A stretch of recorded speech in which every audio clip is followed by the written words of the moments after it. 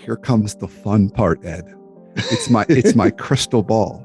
So if I put my crystal ball out in front of you and you look out, I don't know, maybe it's 5 years, maybe it's 10 years. Maybe we do like another 15 and we got another 15 years.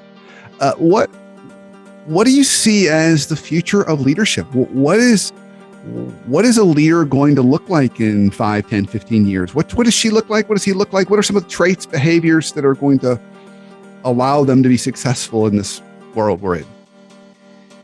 Thank you for inviting me to look in your crystal ball with you, Brandon. What I see is a shift from leaders trying to be the man of steel to becoming men or people of teal.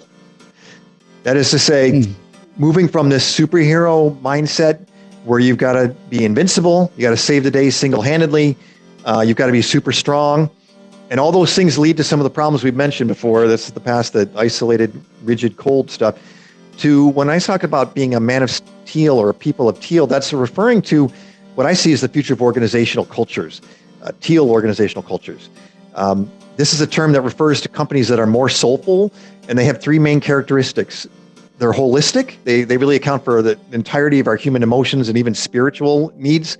They're self-managed, so they're much more about shared authority and democracy in the workplace, and they're purpose-driven. They're really not focused on making a profit. The profit is secondary to them solving a big problem. And when leaders show up for those in those organizations and embrace those key pillars of a teal organization, they are what we described earlier. They are agile. They're able to kind of learn quickly. They don't worry about their title, say. They're worried about the purpose. So they can shift and learn something or even put somebody else in charge for a project.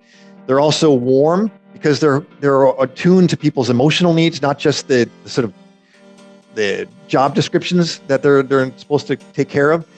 And they're connected. They're connected to their people and also to the planet and to the wider ecosystems in which we operate.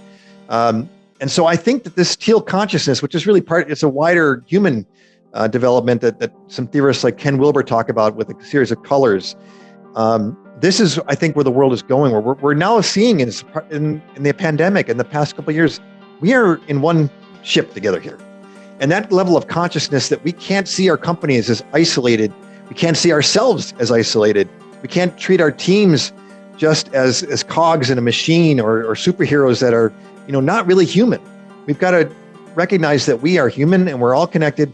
And the leaders that are going to be thriving in the future are the ones that are like that for all leader, and maybe go a little further in terms of sharing authority and really embracing all the kinds of emotional needs that can come up, and including seeing ourselves connected to our entire environment.